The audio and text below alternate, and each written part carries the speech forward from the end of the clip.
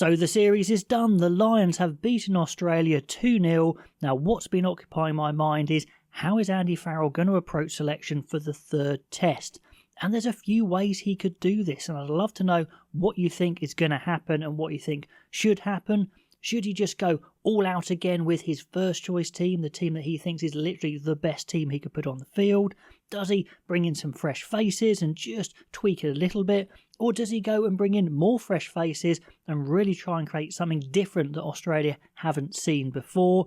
I don't think he's going to go complete wholesale and just play the rest. So I'm just trying to present three maybe realistic scenarios, kind of a little bit more extreme each time. If you think you can tell which way he's going to go and you want to try and win £1,000, we have our last chance with my starting lineup. Predict the 1 to 15 exactly. You either win outright or go in with a draw with a few others who have got it correctly. So use the code RugbyAnalyst on drop down on my starting lineup. It is the last chance to win that £1,000. So the first question is, what is Andy Farrell's first choice? Now, it's going to be very similar to the second test team, but I think with a few changes potentially. We've got McCarthy, if he's fit, I think he does come straight back in.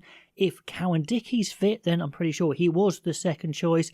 And if he's proved fit enough to be on the bench, I think he would be on the bench, although Kelleher had a much better showing off the bench in the second test. Sheehan, far too good. He's always going to start anyway in a first choice team. I don't really mind which way round the loose head props go of Genge or Porter. Interestingly, Porter scrummaged really well in that second test, in an area where maybe some were concerned about him. Genge is probably better around the park, a better ball carrier, so depends which way you want to go there. I think Furlong, is very much the first choice tight head, with Stewart coming on, having a really big impact, and was heavily involved in that match-winning try at the end there, so I don't think Bealham would get a look in the first choice team. Chesham, does he stay on the bench? Maybe, maybe not. Maybe that is an area that it could be switched around in a first choice team, but if McCarthy is fit, he plays. If not, then Ryan probably plays at 5 because he had a really big impact off the bench, absolutely blitzing the rucks and the carries, and then maybe Chesham would drop out if McCarthy's fit and Ryan would be 19. So a few scenarios there depending on fitness. In the back row, the flankers have been standouts once again. Ty Burn actually had a little bit of a shaky start to the second test, muscled into touch, didn't look quite at the races, which most of the team didn't, to be fair, and then came right back into it with some classy touches, and Curry was all over the place, scoring his try, of course, a try-saving tackle, looking absolutely top dollar in this big test environment. It's amazing how he's exploded into life in these big games. Conan could be a guy who could be under threat. In a first choice team, could Earl come in? I'm not so sure, but he's been fairly solid, so let's say he stays, with Morgan staying on the bench because he had such a good impact coming off in the second test. One of the stars in the second test, in attack especially, was Gibson Park. His choices were fantastic. The way he's picking runners and creating tries is second to none. And indeed, he played the whole game. Mitchell didn't come on at all. That's how good Gibson Park is and how key he is to this team. So he would stay, and guessing Mitchell would stay on the bench as well. Fly half, well, you're not shifting Russell. The kind of consensus was he didn't have his best game overall in the second test, but still did some absolute key things. I thought some of his defence was brilliant. Rush defence and tackles. Some of his kicking to touch was absolutely sublime. And then he created the try at the end. I did a video on that last night, so he absolutely stays. Could Marcus Smith come back in onto the bench, depending how they're going to want to cover fullback? That's possible, but probably Owen Farrell's going to stay there, covering fly half and the centre. Now, I think the best combination in the centre is slightly different to that second test. Ringrose was due to play it, and if he's okay with his concussion protocols, I think he will play, and Tuipulotu is the best 12, I'm pretty sure about that, a bit better than Aki, so I think it would be a different combination again, Tuipulotu and Ringrose in a first choice team. Let me know if you disagree, but I'm pretty sure that is the best centre pairing. The back three, a little bit vulnerable, but again, they did come back a bit in that game, low under threat, but I think if push came to shove, they could stay exactly the same. Maybe Hansen comes in for low, that's possible,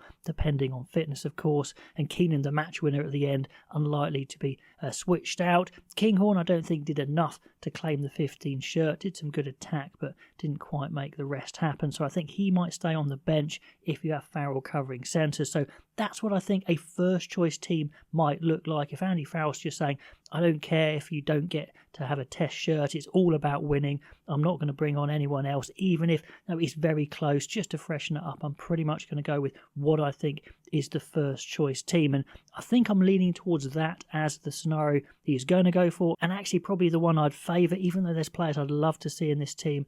Going 3-0, a chance for history is pretty big. But let's say he freshens it up a bit more and just makes a few more changes, not too much in the front row or not at all in the front row. I just don't see that one changing. You're not going to shift around Sheehan, that's for sure. I don't think you're going to shift around Furlong. And let's say McCarthy's still injured. Maybe Tyg Burn could come into the second row with Ryan still coming off the bench. Maybe Ryan starts, I don't know. But they might switch that up a little bit, and maybe moving Tom Curry to 6 could be a way to go, to give Jack Morgan a start. Maybe you change up Conan, who's been okay but not tearing up trees, and maybe you bring in Ben Earl, who's been pretty good, a very good runner. So maybe you just mix it up a little bit in the back 5.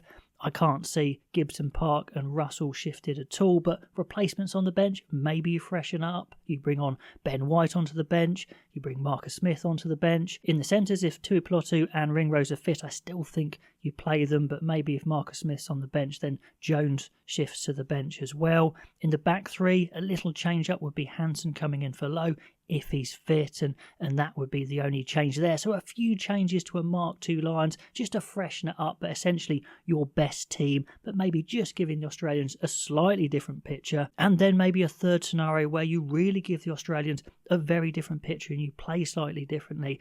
Again, you're not just emptying the bench, emptying the squad and saying everyone else have a go, but certainly a few more changes. Maybe they do what Ronan Nagara suggested earlier on and bring Sheehan off the bench. That could be a bit of a change up if Cowan Dickey, say, is fit to start.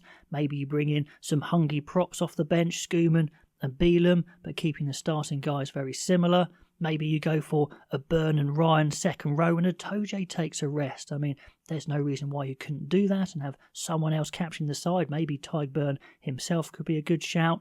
And in the back row, maybe you go for a slightly different look, a slightly quicker back row, a bit smaller. Tom Curry, Morgan, and maybe Pollock makes a surprise appearance at 8. And Van der Fleer, he's a class player who still hasn't appeared yet. He comes onto the bench, so a bit of a fresher looking look to the pack. Again, Gibson Park, Russell, I just don't see those guys changing, but maybe Finn Smith makes a surprise appearance, and maybe in the centres they try and move the ball a bit more and put Farrell and Tuipulotu together. That could be interesting with someone like Ringrose or Jones coming off the bench, and in the back 3, maybe they make a change and bring Kinghorn onto one wing, or maybe Osborne coming in there, but Freeman hasn't been absolutely groundbreaking alongside Lowe, so maybe both of those wingers drop out. So that would be a bit more extreme, where they're changing up a fair bit, but still the basis of their best team in there. So Mark 1, Mark 2 or Mark 3, how many changes would you make for this final test? I'm assuming Australia are going to go all out for this and try and prove that they can and maybe should have won that second test by winning the third. But if the Lions can see it out with a third victory, they create some history there with 3-0 and make a statement saying we are the better team. So how would you go on selection? I'd really love to know.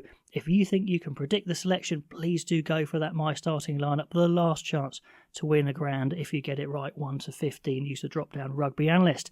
If you like these sorts of videos, please do like, please do subscribe. It really does help. And I'll catch you next time.